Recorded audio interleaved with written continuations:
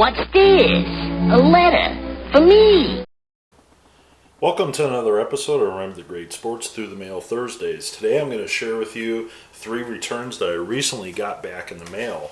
But more importantly, I know which one this is. I have an oversized card, or I should say oversized cards, that I'm going to share with you as well from a player from the 1950s era in Major League Baseball, also a Cy Young winner.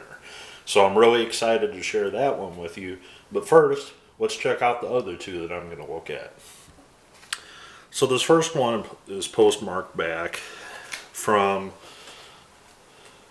former Chicago Cub / Milwaukee Brave / Atlanta Brave, if you want to call it that, from Eddie Haas on 2 1959 Topps Rookie Star cards. Now, I also included a couple index cards to protect them in the mailing, and he signed those as well. But after I sent this request out, I made a major blunder, or discovered a major blunder, I should say. I did not realize, and I'll talk about this in a second, that Eddie Haas was actually a manager for a brief stint in the mid-1980s for the Atlanta Braves. This would have been between Joe Torre and Bobby Cox, basically.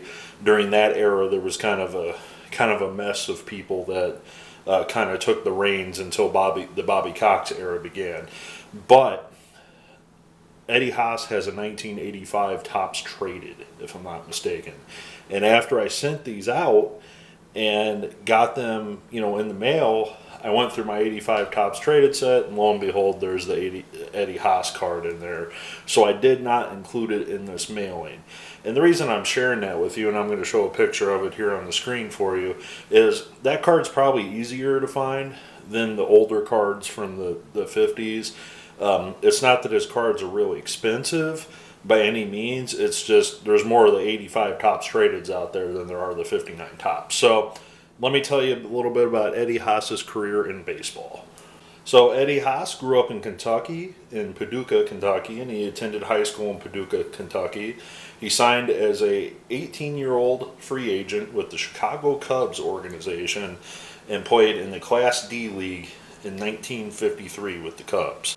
He worked his way up all the way through the Cubs organization to 1957, that they gave him a call-up late in the year, and he appeared in 14 games playing for the Cubs that year as an outfielder / pinch hitter.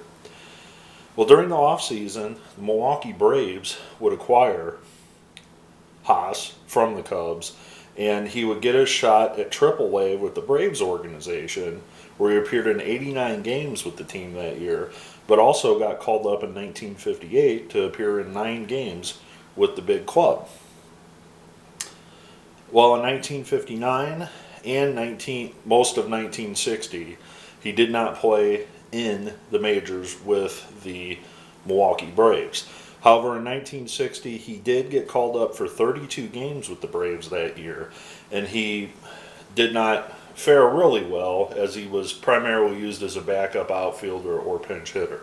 He spent the entire 1961 season at 26 years old in AAA for the Braves, and going into 1962, he would split time between the Los Angeles Angels organization, the new expansion team, and the Braves AAA affiliate. Well, he returned to the Braves in 1963, again trying to make the Major League club, but did not get a shot, and spent the entire year in AAA, and followed that up in 1964 again, the entire year in AAA for the Braves. At this point, the Braves decided to cut ties with Eddie Haas as a player, however, offered him a job within the coaching ranks of their organization. Haas would embrace this opportunity, and from 1965 to 73, he would serve as a coach in the minor leagues, but also got a major league call-up on the coaching staff from 1974 to 77, however, remained with the organization after his time in the majors, and coached from 1978 to 84 with the Braves in their minor league affiliate. Well, in 1985, Joe Torre was relieved of his duties as manager of the Atlanta Braves. Haas was given the opportunity to manage the Braves for the remainder of the season, and overall the team finished with a 50-71 record, and Haas was let go before the season even ended, and he was replaced by Bobby Wine. Well, after being let go by the Braves organization, he landed as a special assignment coach and with the Montreal Expos organization from 1986 to 94. Then after he was with the Expos, he spent from 95 to 2003 with the Boston Red Sox organization in various scouting and player personnel capacities. Well, Haas retired in 2003 from baseball. He stayed in the game despite never really impacting at the major league level. He's one of the few people that can say that he's a former player and manager at the major league level, albeit brief in both categories. Another interesting fact about Mr. Haas is he has some bloodlines that played in organized baseball. He had a brother, Lewis, that played for the Braves organization during the same time that he did. His two sons, Matt and Danny Haas, played minor league baseball. And his cousins are former major league players Phil and Gene Roof, who had successful careers for many teams and many years throughout the years. So, again, I want to say thank you, Mr. Haas, for signing these for me. I kind of flubbed up a little bit, not sending you that 85 tops, but maybe if I come up with another card or two of you, maybe I'll resend that 85 tops to you and ask for you to sign again. All right, so this next individual, I acquired this card with my all-time Orioles set, although he's not really known as an all-time Oriole. He only spent one season with them, and that is former pitcher of the Boston Red Sox, 91 years young, Ike DeLock, on two regular cards, a 62 and a 59 tops, and also the all-time Orioles card. So let me tell you about Ike DeLock in his playing career. DeLock, a Michigan native, went to high school in Michigan, the same high school that also saw Detroit Tigers great Ted Gray and Billy Pierce. So both Billy Pierce and Ted Gray went to the same high school as Ike DeLock. And I don't know if they coincided each other. Ted Gray was a little bit older than DeLock, but I don't know if they obviously probably knew each other. DeLock was signed by the Boston Red Sox in 1948 as an 18-year-old. He spent 1948 to 1951 all in the minor leagues for the Red Sox, and in 1952 he got his break as he got called up to the Red Sox, where he went 4-9, appearing in 39 games and 7 starts for the Red Sox that year. DeLock would spend and split time in 1953 between AAA and the minors, and he would appear in 23 games that year for the Red Sox out of their bullpen. Well, in 1954, he would be solely sent back to the minor leagues to try to become a starting pitcher, which he was very successful in 1954, where he had a 17-10 record in 31 starts for the Red Sox AAA affiliate. Well, in 1955, he made the big club again, and he went 9-7 that year, starting 18 games for the team and appearing in 29. DeLock in 1956 would record a 13-7 record as a spot starter, appearing in 48 games that year for the Red Sox. From 1957 to 1963, DeLock would spend the rest of his career with the Red Sox, but midway through the 63 season, he would be released by the Red Sox. However, he would sign as a free agent the same day with the Baltimore Orioles.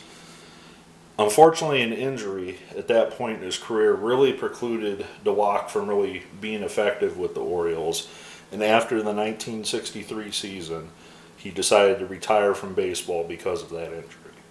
After 1963, his baseball stats do end. I'm not really sure what Mr. DeLock did post-playing career. He was 33 years old at that point in his career, so perhaps he went into the private sector and had another, working career for another 30 years or so. But as of me shooting this video, Mr. DeLock is a young 91 years old.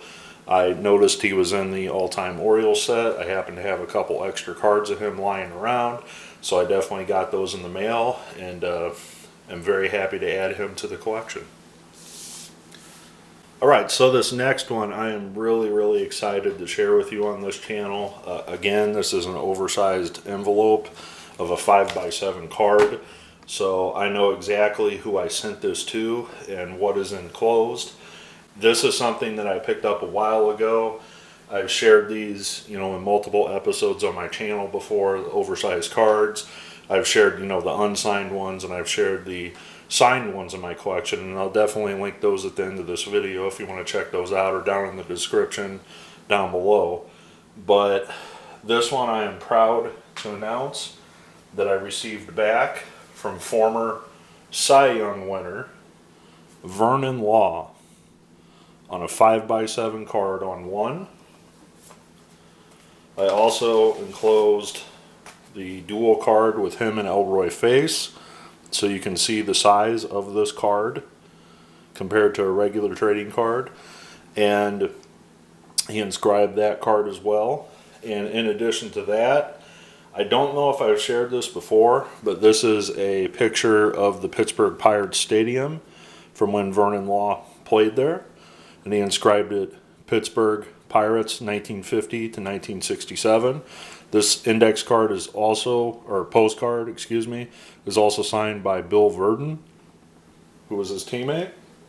Now this one I have shown before in a video, and this is the 1960 Pirates team that I got signed, and I'll show that a little bit better to you. But I actually have gotten this signed both in person and through the mail. Elroy Face, who I need to sign this card, I actually paid at a card show to sign that. Bill Verdon, who was on the team, I got in person once. And I actually got the late Bob Friend to sign this before he passed away, a few years ago. Well, finally, Mr. Law inscribed it Vern Law, Cy Young, 1960, World Series champs. Just like he inscribed this card, World Series champs. So this card, the 5x7, was, inscribed. He wrote all of this on there. As you can see, really neat. He wrote Vern Law, Cy Young, and World Series champs, 1960. Lou Gehrig Award, Comeback Player of the Year, two-time All-Star, and he actually drew the star, 1960. A lot of people are going to ask, did you include a donation to get these signed? And the answer is yes. Mr. Law has been a great TTM signer for many years.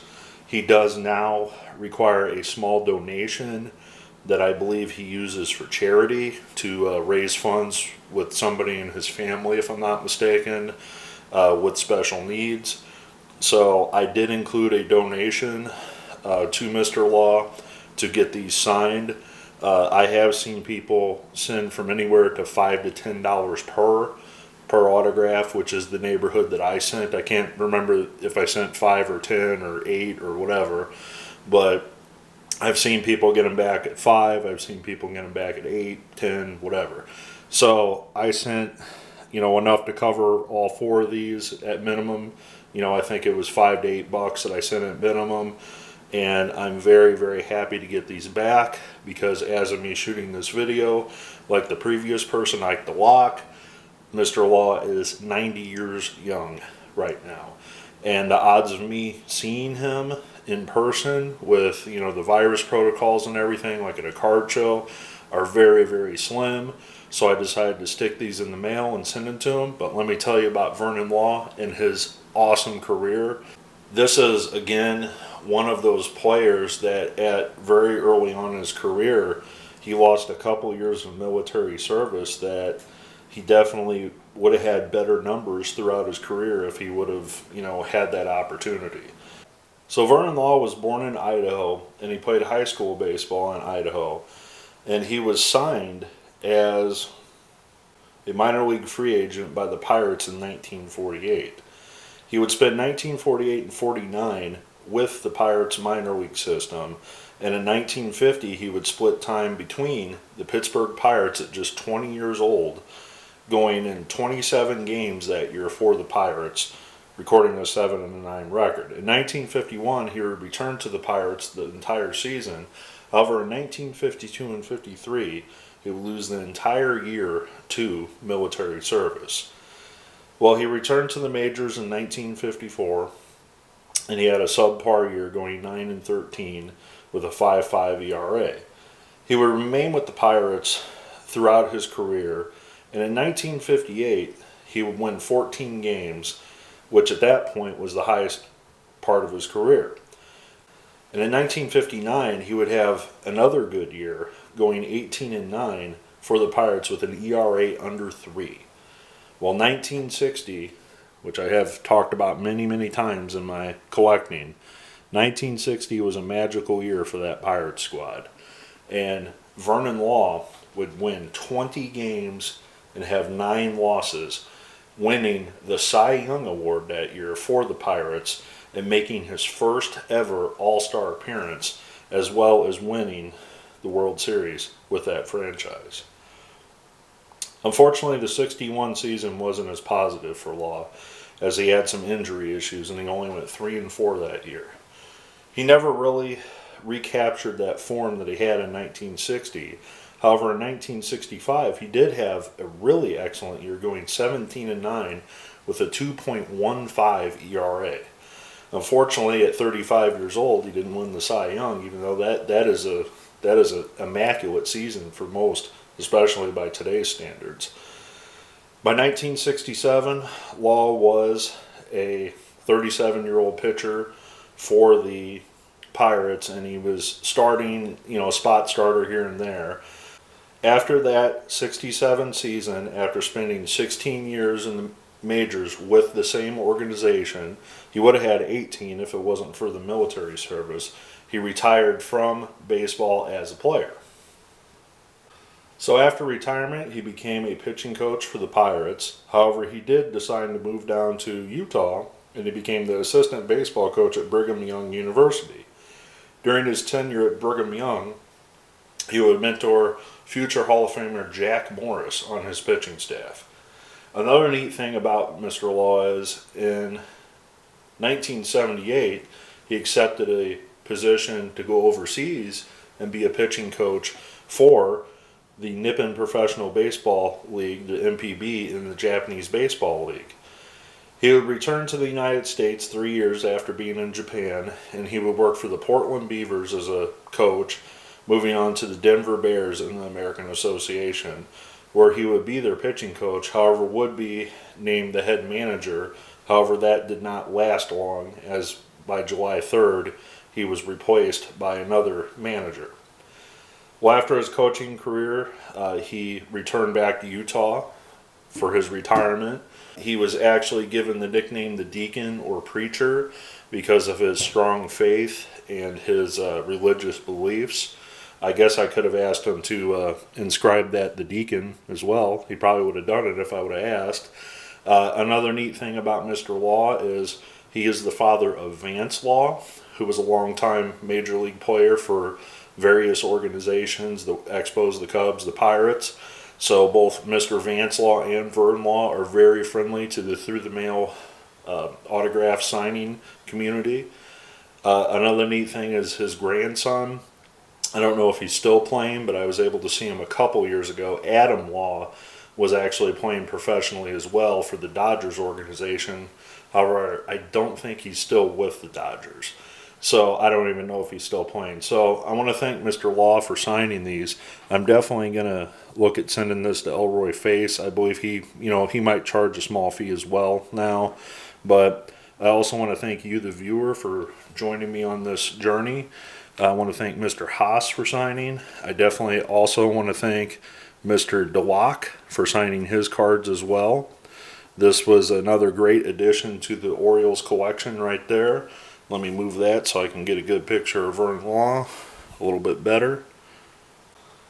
So I'm very happy to add this 5x7 to my collection. If you want to see more of my signed 5x7 cards, definitely, or oversized cards, I should say, definitely check out the link, down at the bottom. I'll even post it up here in the corner as well. Thanks for taking the time to view, and as always, Happy collecting.